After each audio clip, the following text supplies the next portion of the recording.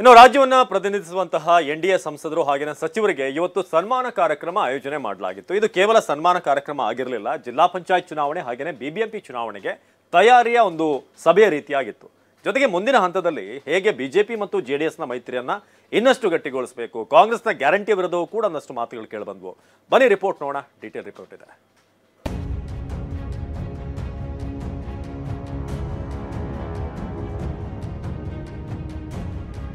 ಏನಪ್ಪಾ ಗೆಲ್ತಾರ ಅಂತ ನಾವು ಭಾಷಣಕ್ಕೆ ಹೋದ್ರೆ ಅಣ್ಣ ಗೆಲ್ತಾರೆ, ಅದ್ರ ಗ್ಯಾರಂಟಿ ಹೆಂಗ್ ವರ್ಕೌಟ್ ಆಗ್ತದೆ ನಮ್ಗೆ ಗೊತ್ತಾಗಲ್ಲ ಅಣ್ಣ ಅಂತ.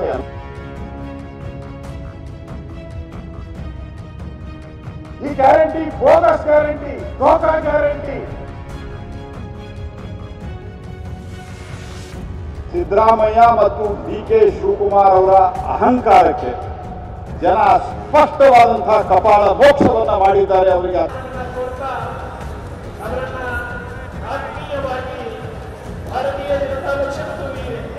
ಲೋಕಸಭೆ ಚುನಾವಣೆಯಲ್ಲಿ ಗೆದ್ದ ಬಳಿಕ ಮೊದಲ ಬಾರಿಗೆ ರಾಜ್ಯದಲ್ಲಿ ಮೈತ್ರಿ ನಾಯಕರು ಶಕ್ತಿ ಪ್ರದರ್ಶಿಸಿದ್ರು. ಘಟಾನುಘಟಿ ನಾಯಕರೇ ಭಾಗಿಯಾಗಿದ್ರು. ನಾಯಕರ ಸಮಾಗಮ ಹೊಸ ಸಂದೇಶವನ್ನೇ ರವಾನಿಸಿದಂತೆ ಇತ್ತು. ಬಿಬಿಎಂಪಿ ಹಾಗೂ ಜಿಲ್ಲಾ ಪಂಚಾಯತ್ ಚುನಾವಣೆಯಲ್ಲಿ ಬಿಜೆಪಿ ಜೆಡಿಎಸ್ ಮೈತ್ರಿ ಗಟ್ಟಿಗೊಳಿಸುವ ಬಗ್ಗೆನೂ ಚರ್ಚೆ ನಡೆಯಿತು.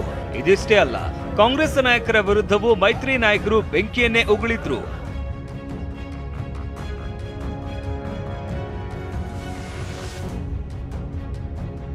ಇವತ್ತು ಬೆಂಗಳೂರಿನ ಅರಮನೆ ಮೈದಾನದಲ್ಲಿ ಲೋಕಸಭಾ ಚುನಾವಣೆಯಲ್ಲಿ ಗೆದ್ದ 19 ಎನ್ಡಿಎ ಸಂಸದರಿಗೆ ಸನ್ಮಾನ ಸಮಾರಂಭ ನಡೆಯಿತು. ಆದರೆ ಸಮಾರಂಭದ ಉದ್ದಕ್ಕೂ ಬಿಜೆಪಿ ಮತ್ತು ಜೆಡಿಎಸ್ ನಾಯಕರು ಕಾಂಗ್ರೆಸ್ ಸರ್ಕಾರದ ವಿರುದ್ಧ ಆಕ್ರೋಶವನ್ನೇ ಹೊರಹಾಕಿದ್ರು. ರಾಜ್ಯದಲ್ಲಿ ಕಾಂಗ್ರೆಸ್ ಸರ್ಕಾರ 6 ತಿಂಗಳು ಇರೋದು ಡೌಟ್ ಅಂತ ಭವಿಷ್ಯ ನುಡಿದ್ರು.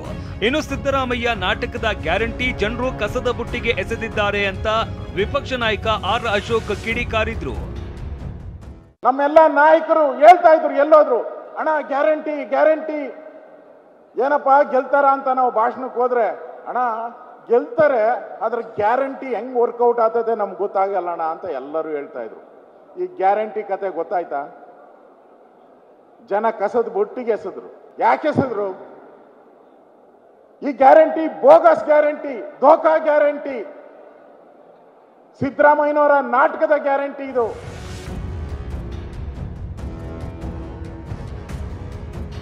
ಗ್ಯಾರಂಟಿ ವಿಚಾರದಲ್ಲಿ ರಾಜ್ಯ ಸರ್ಕಾರದ ವಿರುದ್ಧ ಹರಿಹಾಯ್ದ ಬಿಜೆಪಿ ನಾಯಕರು ಸಿಎಂ ಸಿದ್ದರಾಮಯ್ಯ, ಡಿಸಿಎಂ ಡಿ.ಕೆ. ಶಿವಕುಮಾರ್ ಅಹಂಕಾರಕ್ಕೆ ಜನ ಸ್ಪಷ್ಟವಾಗಿ ಕಪಾಳ ಮೋಕ್ಷ ಮಾಡಿದ್ದಾರೆ ಅಂತ ಕೇಂದ್ರ ಸಚಿವ ಪ್ರಹ್ಲಾದ್ ಜೋಶಿ ವಾಗ್ದಾಳಿ ನಡೆಸಿದ್ರು. ವಿಧಾನಸಭೆ ಚುನಾವಣೆಯಾಗಿ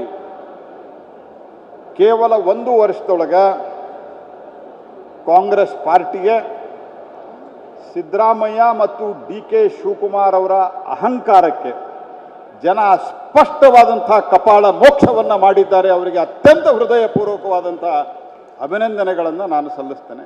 2006ರಲ್ಲಿ ಇನ್ನು 2006ರ ಸಮ್ಮಿಶ್ರ ಸರ್ಕಾರದ ವಿಚಾರವನ್ನ ಬಿಜೆಪಿ ನಾಯಕರಿಗೆ ಇವತ್ತು ಮತ್ತೆ ನೆನಪಿಸಿದ ಕೇಂದ್ರ ಸಚಿವ ಕುಮಾರಸ್ವಾಮಿ ಮೈತ್ರಿ ಬಗ್ಗೆ ತಮ್ಮ ಬದ್ಧತೆಯನ್ನ ಬಿಜೆಪಿ ನಾಯಕರಿಗೆ ಸೂಕ್ಷ್ಮವಾಗಿ ತಿಳಿಸುವ ಪ್ರಯತ್ನ ಮಾಡಿದ್ರು. ಇನ್ನು ಕೇಂದ್ರ ಸಚಿವೆ ಶೋಭಾ ಕರಂದ್ಲಾಜೆ ಮಾತನಾಡಿ ಕಾಂಗ್ರೆಸ್ನ ಎಲ್ಲಾ ಪ್ರಭಾವ ಹಣದ ಹೊಳೆಯ ಮಧ್ಯೆನೇ ಗೆದ್ದಿದ್ದೇವೆ ಅಂದ್ರು. ಇವತ್ತೇನಾದರೂ ಕುಮಾರಸ್ವಾಮಿ ಅಂತವನು ಇವತ್ತು ನಾಡಿನಲ್ಲಿ ಪರಿಚಯ ಆಗಿದ್ರೆ